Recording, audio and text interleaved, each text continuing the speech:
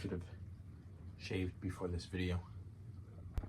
Hello everybody, this is going to be a quick project video. We're going to learn how to make this leather key fob. Alright, before we get started, I want to quickly go over all of the tools and materials that you guys are going to need for this project. First thing you're going to need is the key fob, as well as the split key ring and a rivet. I buy these from Tandy Leather. I think Weaver has them as well. Or you could also cut your own out in whatever shape you want and just buy your own hardware for them. But Tandy sells these in kits, and you can buy them kind of in bulk. So that's what I typically do. The next thing you're going to need is some stamps, whatever stamps you want. I have two different kind of versions of these key fobs. One is letters, and then the other one is designs. And then, since if you're going to be stamping it, we'll need veg tan leather, which is what this is made out of. And in order to stamp it, we're going to need water. We're going to need some sort of hammer or maul or mallet. And then to do any dye work, we're going to need our dye. I'm going to do an antique finish. So I've got my antique, I've got my top coat, and I have some applicators. And then to finish it, you're going to need some sort of anvil and a rivet setter. So our first step on making this is we're going to do the stamping. So I'm over here on my marble. I'm just going to get this fully wet. I spray down the whole surface so that way I don't get any water stains, and then I let that water soak in until you can see there's none left on the surface. And then we're going to take our stamp. I'm going to do a United States Marine Corps stamp because it is almost, as of the time I'm filming this, it is almost the 250th birthday or anniversary of the Marine Corps. So I have a snap-in handle here. I'm going to set it down, center it up, and then I grab it from the top and slide my hand down. So I'm pressing down, keeping it steady. And then I just take my mallet, give it a couple good whacks, and there's a nice solid set. And then I'm just going to put my stamps away. All right, the next step is going to be antiquing. I've gone over my full antiquing process in other videos, but I figured I'd just show it here real quick. The first thing I did is I put down some cardboard. This is just an old box from Weaver, obviously, just to protect my work surface, as if it wasn't already disgusting underneath. But it's the thought that counts. So I put this down, and then I'm going to make sure I glove up.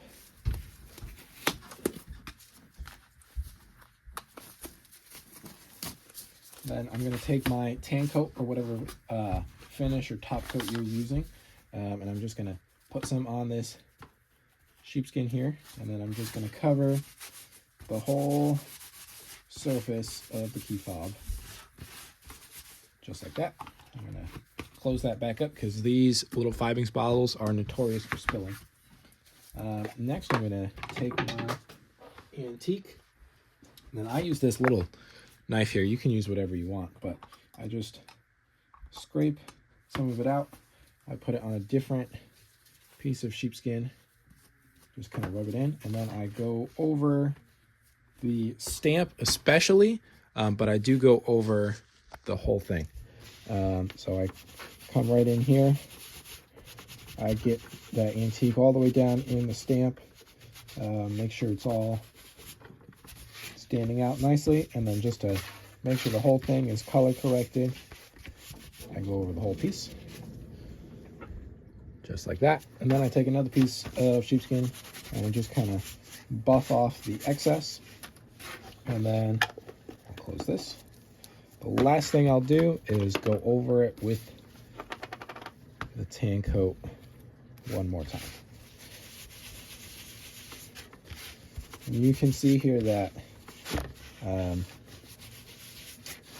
it is far more efficient to do a bunch of these at once than one at a time, because that's a lot of steps right there, that it's a lot easier to just go kind of production line style. But there is the key fob all ready to be assembled. I don't really do any edge work on these, just to keep the time to make it down, which keeps the cost down, but you can see that's looking pretty good. All right, the last step is going to be to assemble this. So the first thing I do is I take the key ring and slide that right over. Then I fold the key fob around. I take, so there's two parts of the rivet. There is what I call the post, which has a post on it, and then the cap, which clicks into place over it. The post is not the pretty side, so that's not the side we want to look at. The cap is the pretty side. So I slide the key ring over. I put the post through the top hole and then fold it around to the back and push it through the other hole, and then the cap goes right on top of that, and you can hear it kind of click into place. Now I'm just going to set this right down on my anvil.